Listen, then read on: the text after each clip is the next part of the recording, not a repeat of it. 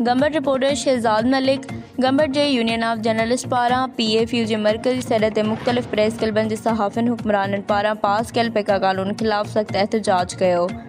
Press क्लबनि ते कारा झंडा चाढ़े बांह ते कारियूं पटियूं ॿधी एहतजाज कंदे मौजूदा हुक्मराननि पारां आंदल कारे क़ानून जी सख़्त मज़म्मत कंदे चयो त मौजूदा हुक्मराननि जो जमहूरियत लाइ मशकूक किरदारु नज़र अची रहियो आहे। पेका क़ानून मुल्क जी अवाम उन जे आवाज़ इज़हार जी आज़ादी ते वार हणी पंहिंजे इक़्तिदार खे पको करणु घुरनि था।